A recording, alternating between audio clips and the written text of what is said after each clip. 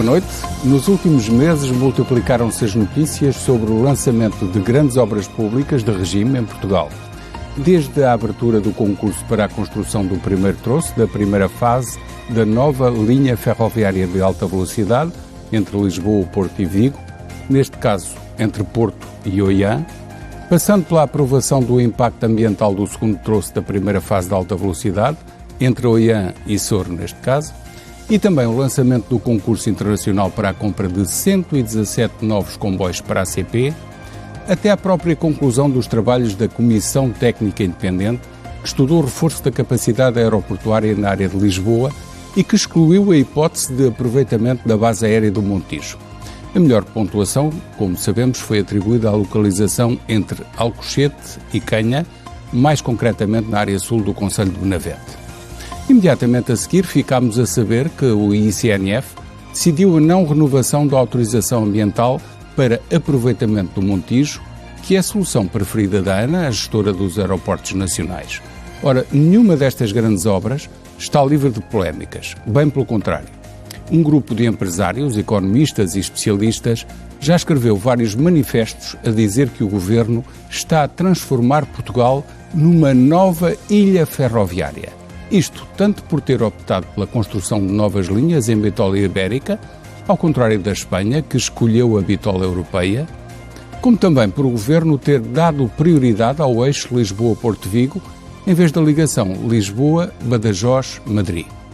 Já em relação ao reforço da capacidade aeroportuária em Lisboa, a principal divisão é entre a Comissão Técnica e os vários interessados na construção de um novo grande aeroporto, a seguir a Alcochete, isto por um lado, e os especialistas, economistas, representantes de companhias low cost e a própria ANA, que defendem o aproveitamento das estruturas já existentes, nomeadamente o citado Montijo. Até agora, a impressão que fica da atitude do Governo é que está a deixar tudo preparado para que se torne quase irreversível a construção da nova linha ferroviária de alta velocidade Lisboa-Porto-Vigo, em bitola ibérica, com um custo de mais de 8 mil milhões de euros e apenas uma comparticipação comunitária de pouco mais de 20%, e também que seja mesmo construído um novo grande aeroporto internacional nos arredores de Lisboa, na margem sul do Tejo. Convidado desta edição, Frederico Francisco, mestre em Engenharia Aeroespacial, doutorado em Física, é o secretário de Estado das Infraestruturas.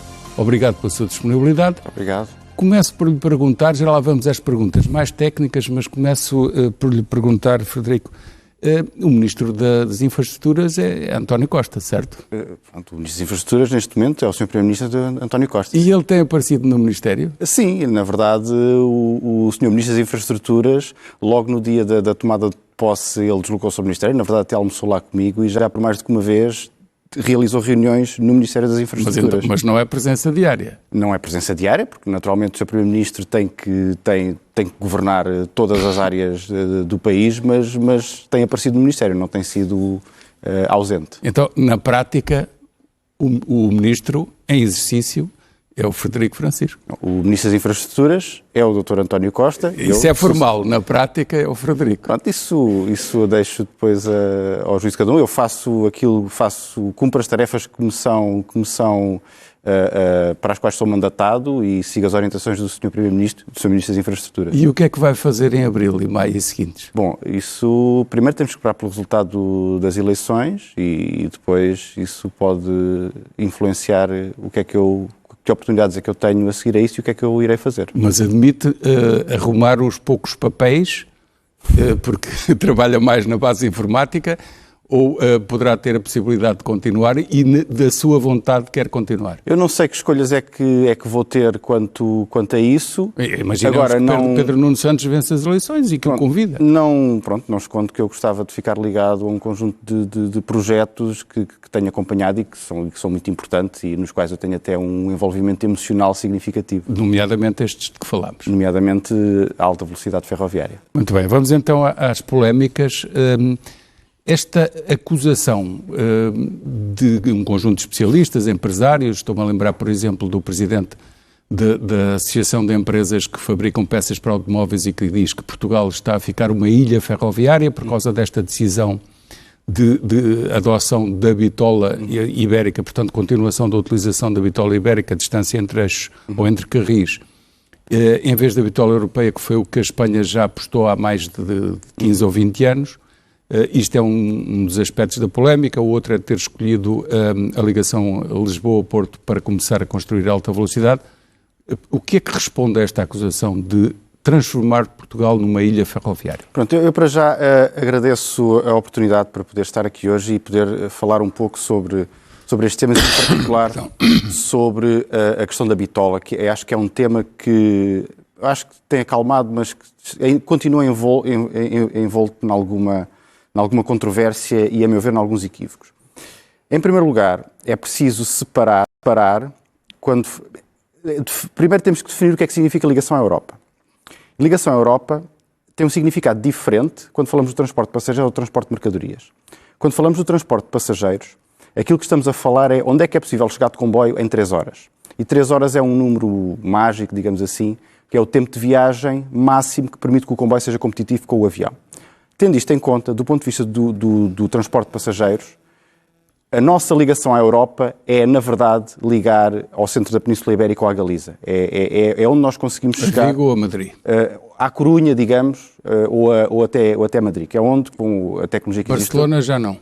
Para Barcelona, com os comboios que existem hoje, mesmo que imaginemos uma linha para 300 ou 350 km por hora, já está a 6 horas de distância. 6 horas de distância é um tempo de viagem que pode atrair alguns passageiros, nomeadamente turistas, pessoas que viajam em lazer, mas nunca será competitivo com o avião para viajantes de negócios, que representam uma faixa muito importante. Pessoas têm que ir e vir no mesmo dia. Portanto, do ponto de vista dos passageiros, a nossa ligação à Europa é, na verdade, tem um alcance de 600 ou 700 km. É disso que estamos a falar. E aqui... por um lado, as nossas ligações à fronteira têm do outro lado todas as ligações ainda em bitola ibérica, inclusive aquelas que estão a ser construídas enquanto linhas novas. É o caso de Madrid a Badajoz. É o caso de Madrid a Badajoz. Mas a contra-argumentação é, isso foi porque os espanhóis olharam para Portugal e o governo português, os sucessivos governos atrasaram-se e não quiseram fazer linhas em bitola europeia, então eles avançaram com a bitola ibérica, no lado de Espanha. Essa acusação não é inteiramente falsa. A verdade é que em 2011 estava adjudicado um projeto, uma obra em Portugal, para ligar o Poceirão à fronteira, que previa uma via dupla de bitola europeia, mais uma via única de bitola ibérica entre Évora e a fronteira, e que pressupunha que, do outro lado, iria ser construída uma linha nova de bitola europeia até Madrid.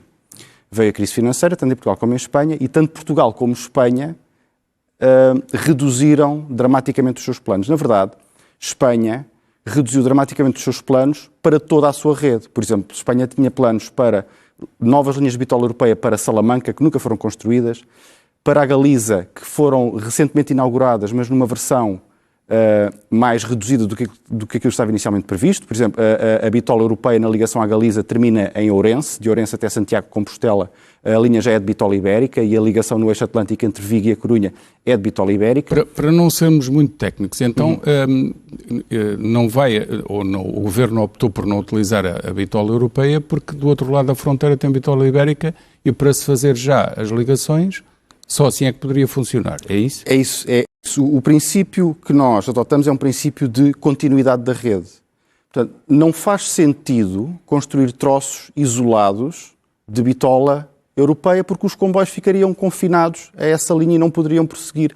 Dentro de Portugal eles ficariam confinados a essa linha e não poderiam circular nas restantes linhas e enquanto não houvesse ligação do lado de lá, nós nem sequer conseguiríamos tirar os benefícios de ter a linha bitola europeia. Estamos a falar de passageiros. E para mercadorias, porque é que não foi logo uma rede de bitola europeia? Para mercadorias, aí a questão é ainda mais evidente. Se, por um lado, quando falamos de ligação à Europa em mercadorias, aí sim faz sentido de falar em grandes distâncias. Ligações à França, ligações à Alemanha. Certo. Pronto, aí faz sentido, até porque quanto maior a distância, mais competitivo é o transporte ferroviário contra o rodoviário. Quanto maior a distância e quanto maior o tamanho dos comboios.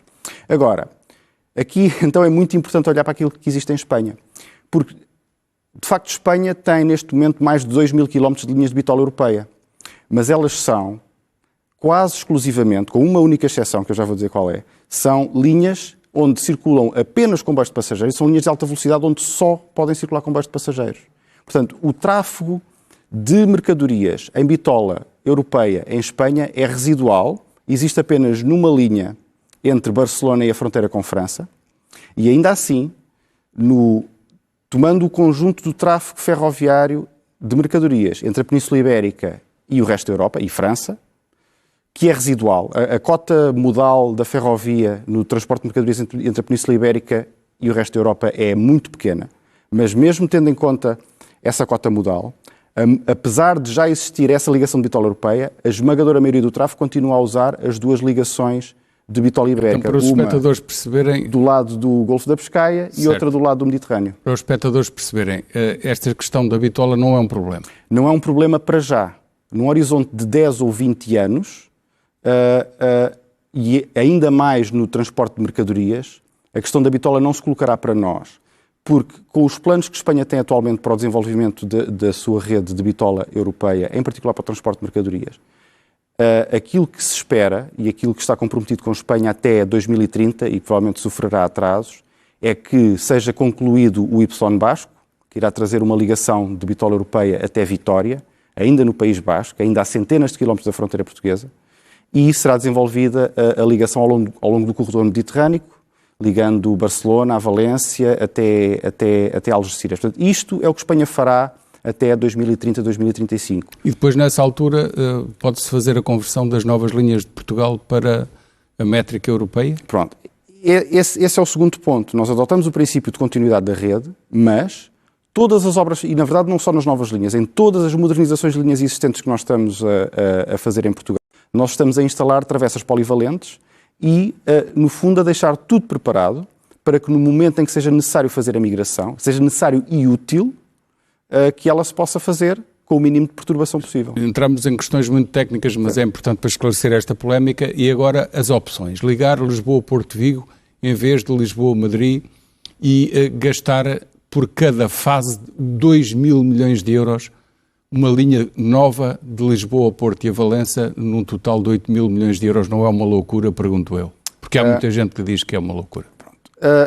A opção em dar aqui prioridade à ligação Porto-Lisboa, ela suporta-se de forma muito evidente nas análises de procura que nós temos. E elas, já havia algumas que tinham sido feitas ainda no tempo da RAV, ali em 2008, 2010, e elas estão até disponíveis.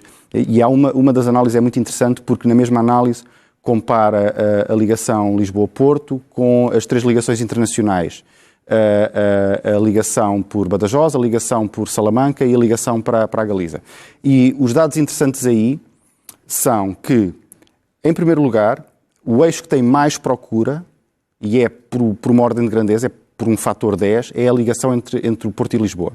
Porque, e por exemplo, fazendo a comparação direta... Às vezes mais que na ligação Lisboa-Madrid, mas isso Sim. É porque a atual ligação demora 12 horas e ninguém a procura. Não, estamos a falar... Se puserem lá se pusessem o sistema a funcionar, tinham se calhar muito mais procura e pessoas que nem sequer queriam utilizar o avião. Os pressupostos deste estudo... Atualmente, o tráfego ferroviário entre Lisboa e Madrid é residual. Serão algumas... Certo. Se forem umas poucas centenas de pessoas por ano, são 12 horas, é uma como sorte. Dissemos, ninguém aguenta. Aquilo que estamos a falar é de cerca de 1,5 milhão de passageiros que se estimava entre Lisboa e Madrid, assumindo a existência de um serviço ferroviário que ligava as duas cidades em 3 horas, ou seja, com uma linha de alta velocidade, nós conseguiríamos potencialmente captar cerca de 1,5 milhão de passageiros por ano, que comparam com cerca de 12 milhões de passageiros por ano que conseguimos captar entre o Porto e Lisboa, com uma ligação em 1 hora e um quarto, 1 hora e 20. E isto percebe-se bem, porque se nós olharmos só para as viagens aéreas, eles são relativamente equilibrados. Temos mais ou menos 1,5 milhão de passageiros entre Lisboa e Porto,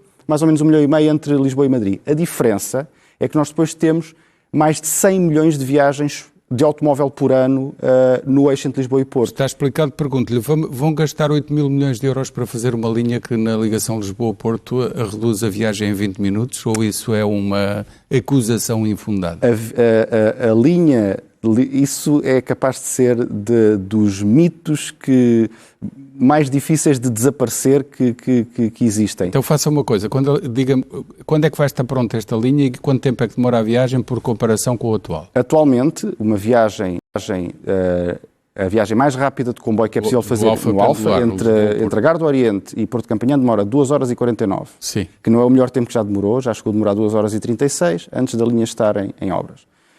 Mas, pronto, partindo das 2 horas e 36, apenas a primeira fase da linha Lisboa, ou seja, metade da nova linha Lisboa-Porto, retira 35 minutos, mais 35 minutos e eu acho que é melhor ir apontando viagem. Aqui no mapa e vir para o espectador e vá apontando usando a primeira aqui o mapa. fase. Portanto, a primeira fase liga o Porto a Sor, que fica mais ou menos a meio Peço caminho. ao nosso realizador que se puder pôr este gráfico no ar. Fica mais ou menos a meio caminho, num ponto onde a linha de alta velocidade cruza com a linha do Norte, e apenas fazendo a primeira fase, pronto, eu digo apenas, não é pouco, porque apenas a primeira fase custa mais de 3 mil milhões de euros, portanto é um investimento muito significativo, mas a primeira fase reduzirá logo a viagem para menos de 2 horas. Com a segunda fase, pronto, e não falamos da terceira, porque a terceira fase tem um impacto pequeno no tempo de viagem. Certo. Ela apenas, que é a ligação aqui a Lisboa. Que é a parte final entre o carregado e Lisboa, mas com a segunda fase, entre Sor e o carregado, a viagem então reduz-se para menos de 1h20. Portanto, é disso que estamos a falar. Estamos a falar de passar de 2 horas e 36 entre Lisboa e Porto. Para 1h20. Para 1h20. Deixe-me só perceber aqui, eu acho que às vezes falar de tempo as pessoas não percebem o quão transformador isto pode ser do ponto de vista do serviço ferroviário. Porque aquilo que acontece hoje em dia é que, se eu quero ir de Lisboa para o Porto, eu preciso olhar para o horário, não chego a ter um comboio de hora a hora durante todo o dia, tenho quase, mas não chego ali perto da hora do almoço, às vezes há intervalos de 2 horas entre comboios. Seja breve na explicação que o tempo voa. Mas isto de facto é importante para se perceber, porque aquilo que estamos a falar, e com um nível de procura de 12 milhões de passageiros, é de passar para um nível de serviço em que nós passamos a ter algo como comboios de meia hora nos dois sentidos durante todo o dia. Ou seja, um comboio de meia hora a partir de Lisboa, a partir do Porto, numa viagem que demora 1h20, significa que eu não tenho que planear a minha viagem. Eu decido, vou para o Porto e depois regresso.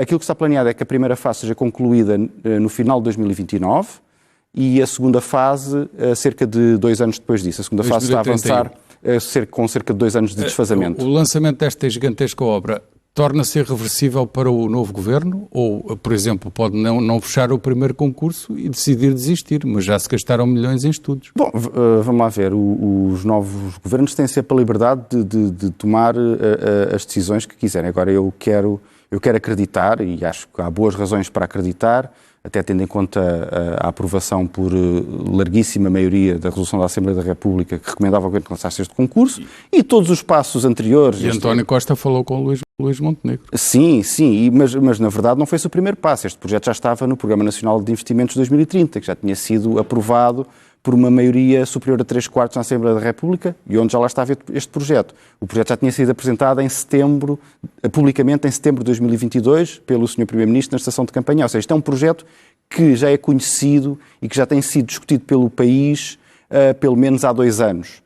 E toda a gente, muita gente reclama uma melhor ligação a Madrid, mas muita gente reclama uma melhor ligação entre Pedro Lisboa e Nuno Porto. Santos, seja com Luís Montenegro, o projeto é para avançar na sua convicção. Na minha convicção, sim. Muito bem. E o mais caro apiadeiro do mundo, que é a Gare do Oriente, e que deixa entrar chuva e frio e desprotege os passageiros, vai ser vedado às intempéries e vai ser alterado? Uma das componentes deste projeto é a ampliação da Gare do Oriente. Ela precisará de ser ampliada para receber os comboios de alta velocidade. Vão ter que ser criadas vai passar de 8 para 11 linhas.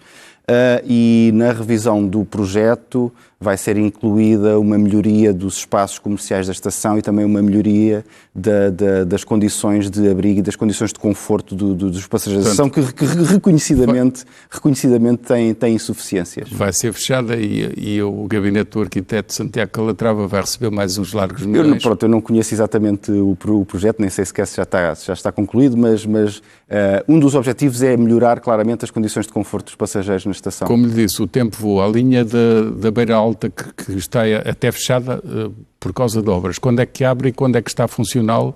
Prazos para os espectadores perceberem, passageiros e mercadoria. A nossa expectativa é que a linha da Beira Alta está a sofrer um investimento muito importante, é uma das maiores obras que está em curso atualmente, é um investimento superior a 500 milhões de euros.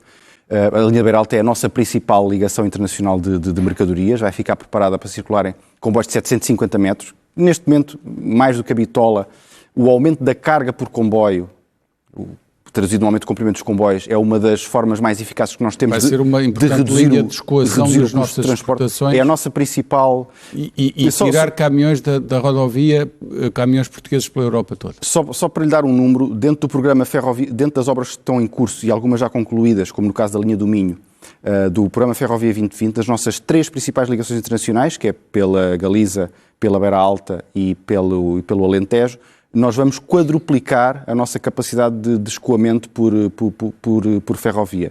Do ponto de vista, até é um número, uma conta interessante que se fez, do ponto de vista teórico, se nós usássemos a capacidade máxima da linha em termos de número de comboios e com o máximo comprimento dos comboios, em termos de toneladas, seria possível escoar a totalidade das exportações portuguesas por ferrovia. E a questão, muito rapidamente, porque o tempo voa mesmo, a questão da largura do eixo não é problema, haverá adaptadores e haverá operadores interessados em trazer comboios da Europa para aqui e vice-versa? Como eu já disse, tudo está a ser feito para que, quando for necessário e útil mudar a bitola, que isso possa ser feito. Nós estamos a aplicar sistemas de adaptabilidade. Estamos a aplicar travessas polivalentes em toda a nossa rede ferroviária. Existem tecnologias em desenvolvimento de eixos, já existem ao serviço para passageiros, para mercadorias existem tecnologias a serem desenvolvidas de comboios de eixos variáveis. E deixe-me só dizer sobre a questão da concorrência, que é uma das questões que às vezes é apontada como uma das razões para manter a bitola ibérica, é fazer um travão à concorrência. Nas mercadorias, os grandes operadores ferroviários de mercadorias da Europa já estão na Península Ibérica. Tanto o operador alemão, a DB, como o operador francês, SNCF, através da Captrain, já operam dentro da Península Ibérica, em bitola ibérica. Percebi que querem as linhas prontas. Sim, o que eles querem são linhas onde possam fazer comboios, o mais compridos possíveis, o mais eficientes possíveis. E vão fazer esse transporte então entre Portugal e a Europa. E já o fazem Quais atualmente. São as datas de conclusão da Beira Alta e do Alto Alentejo? A expectativa é que elas estejam ambas concluídas até ao final deste ano. No caso da Beira Alta será mais simples, porque é uma linha existente. O próximo governo já as vai inaugurar? Sim, as duas. O próximo governo, a não ser que dure muito pouco tempo, certamente irá inaugurá-las. Porquê é que este Governo e a Comissão Técnica Independente fazem tanta pressão para que haja um novo grande aeroporto e um novo grande hub de ligação intercontinental naquela localização afastada de Lisboa, que é o sul de Benavente, entre Alcochete e Canha? Vamos ver. Em primeiro lugar, o Governo não faz nenhuma pressão a favor de nenhuma solução. Aquilo que tem sido dito é que não será este Governo a tomar a decisão sobre a localização do novo aeroporto. A única coisa que este Governo fará mas a sua própria formulação é a localização de um novo aeroporto. Por que não utilizar os já existentes, como o Montijo? Então eu vou Por que é que foram a correr chumbar o Montijo, agora até com a impossibilidade de se renovar a declaração de impacto Então, se quiser, para preservar os graus de liberdade de um futuro Governo, eu até reformulo. Não será este Governo a tomar a decisão sobre o futuro do aeroporto da região de Lisboa. A Comissão Técnica Independente vai levar o seu trabalho até ao fim e esse trabalho ficará pronto para que o futuro Governo possa tomar a decisão. A Comissão Técnica Independente elaborou o seu trabalho com base num mandato que lhe foi conferido por uma resolução do Conselho de Ministros, que foi acordada com o PSD. Os pressupostos do mandato que foi dado à Comissão Técnica Independente foi acordado entre os dois maiores partidos. E, de facto, no final do relatório da Comissão Técnica, ela tira conclusões com base numa hipótese de decisão que é queremos ter um hub intercontinental em Lisboa. Mas a Comissão Técnica Independente analisa as diversas opções sobre um grande conjunto de critérios, do ponto de vista ambiental, do ponto de vista de navegação aérea, do ponto de vista previsão de passageiros económico. De 75 a 102 milhões. Que é tanto ou mais que Heathrow.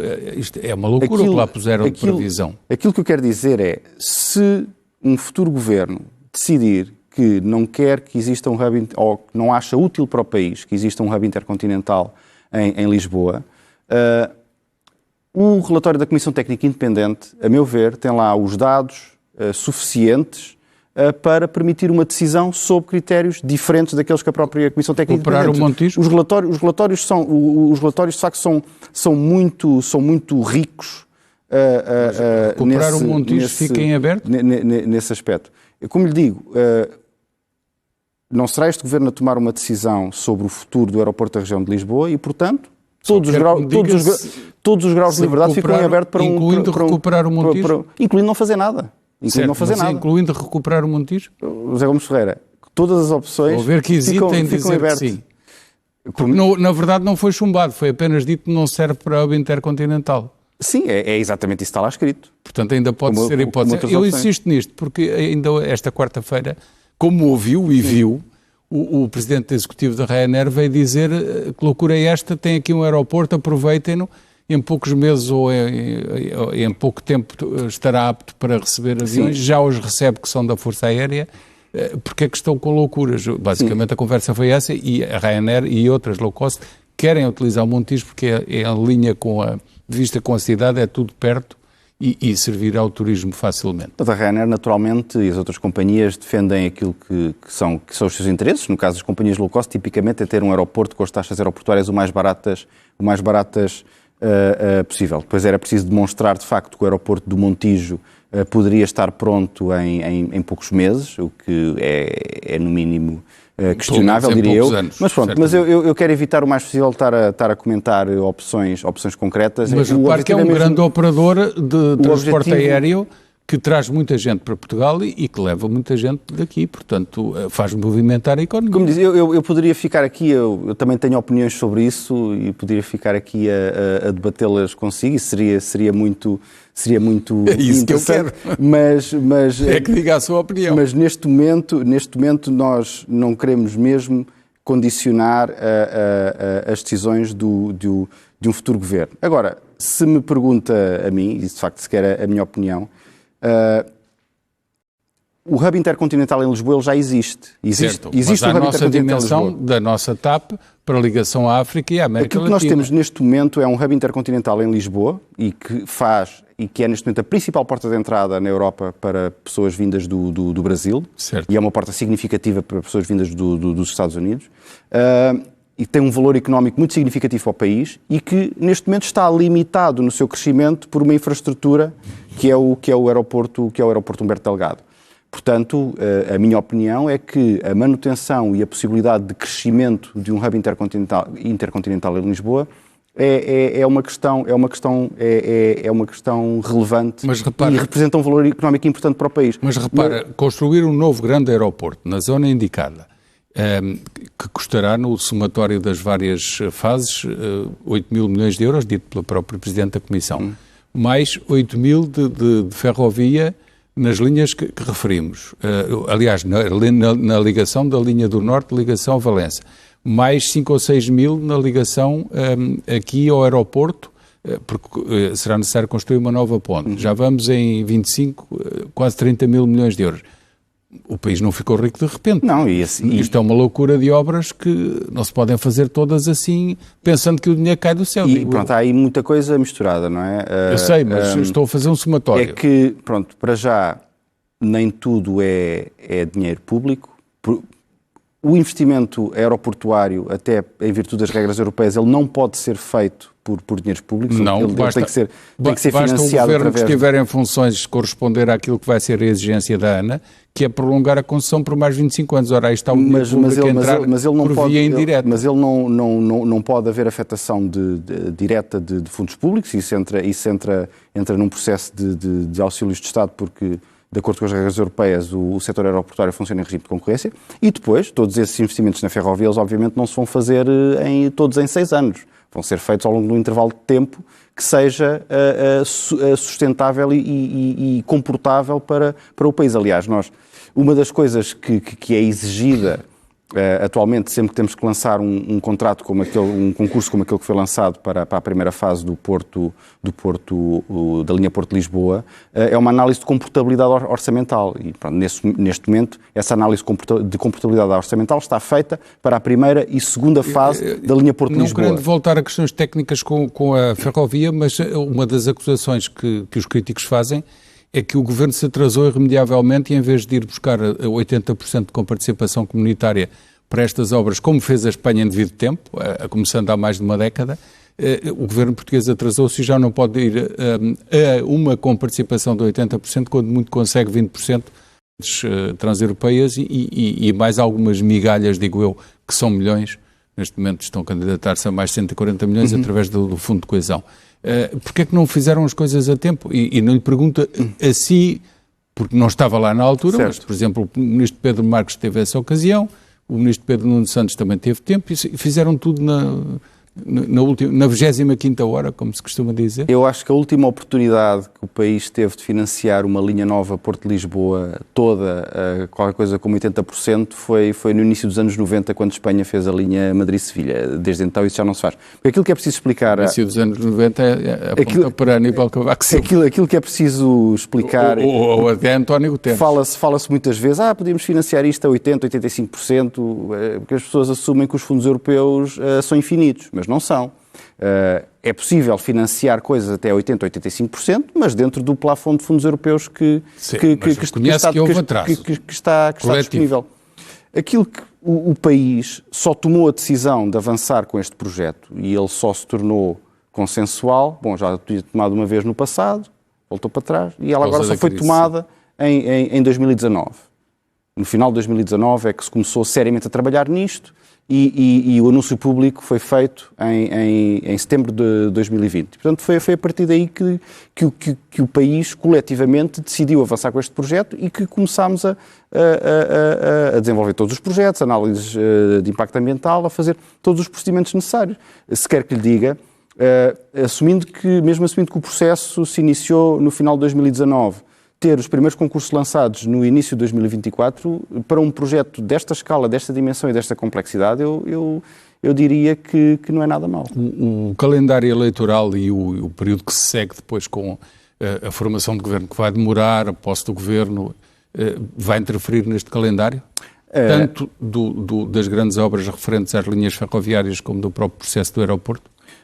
Pronto, as coisas estão em fases muito diferentes. O processo do aeroporto é algo que carece de uma decisão política para que depois se tomem passos. As bases técnicas estão preparadas, é decisão política. Subsequentes. As bases técnicas para a decisão política, depois da decisão política haverá um novo trabalho técnico extenso que será necessário desenvolver. No caso da linha de alta velocidade de Porto-Lisboa, estamos a falar de uma situação diferente, de uma decisão política que já foi tomada há vários anos, trabalho técnico que está desenvolvido e já em curso e que continua e que, inclusive, tem uma resolução da Assembleia da República aprovada por todos os partidos, exceto um, votada favoravelmente por todos os partidos, exceto um, que recomenda ao Governo que não só lance o primeiro concurso, como também que continue a desenvolver os passos necessários para o lançamento dos concursos seguintes.